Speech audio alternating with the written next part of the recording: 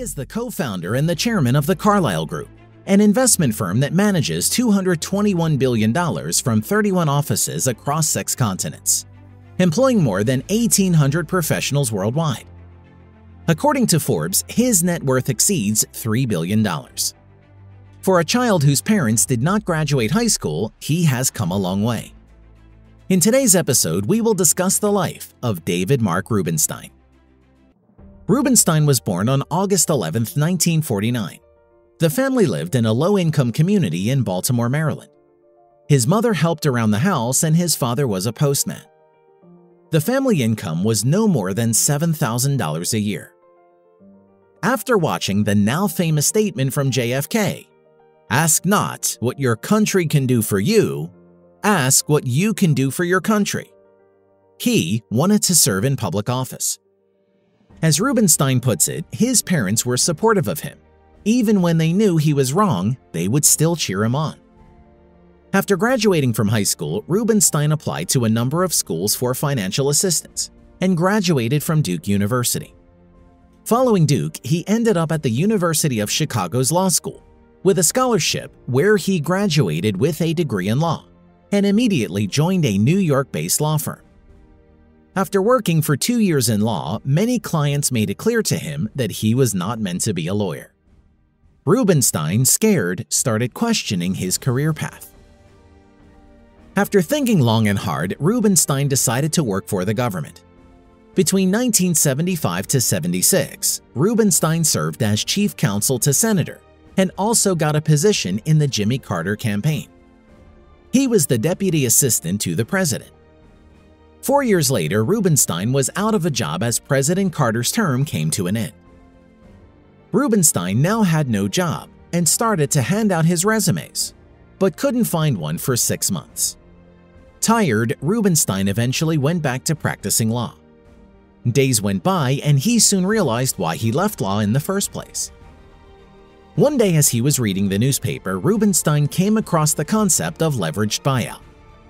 A leveraged buyout is when a company goes through an acquisition of another company using a significant amount of borrowed money to meet the cost of acquisition.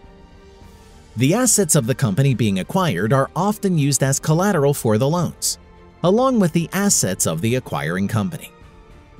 Rubenstein read how Westray Capital purchased Gibson greeting cards for $80 million. Westray financed with $1 million in cash, and the rest was borrowed by issuing junk bonds.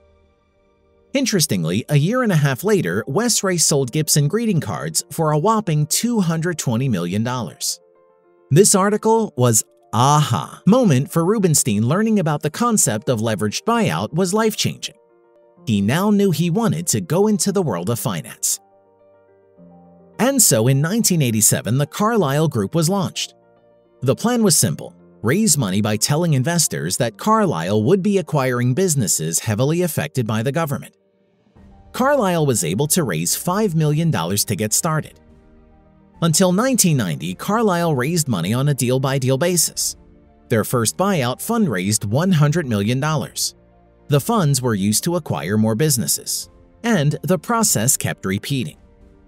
Their portfolio included more than 200 companies and about $147 billion in assets under management. In 2011, Carlyle earned $1.36 billion on revenue of $2.85 billion. And then in 2012, CG went public by offering 30.5 million units at a price of $22. CG was now worth $671 million. Rubenstein pretty much made his fortune by collecting management fees from investors who gave him money to invest on their behalf. Rubenstein is much more than just the co-founder of the Carlyle Group. With a vision to teach others from the stories of financially successful individuals, he started interviewing famous people in the business world. He is the host of Congressional Dialogues and the David Rubenstein Show. His interview style is very unique. He once said that, "What I do when I do an interview is, I always read the book or do a lot of research in advance. I write down the questions, and then I kind of memorize the questions." You guys should check out some of his interviews. Rubenstein is also the chairman of the Board of Trustees of the John F. Kennedy Center, a journalist, and a historian. A billionaire with a simple lifestyle and a generous heart, Rubenstein has also joined Warren Buffett's giving pledge. With his book, The American Story, he aims to raise money for the library's literacy programs. If it was not for the article that Rubenstein read, he would not have had the lifestyle he has today. He once said that, "My view on reading is that it's one of the best ways to improve one's chances of succeeding in life. You do not have to necessarily read books, but try reading articles, newsletters, anything that encourages you to think big." Rubenstein's story shows that changing career path in middle age is not an indication of what your life outcome might be.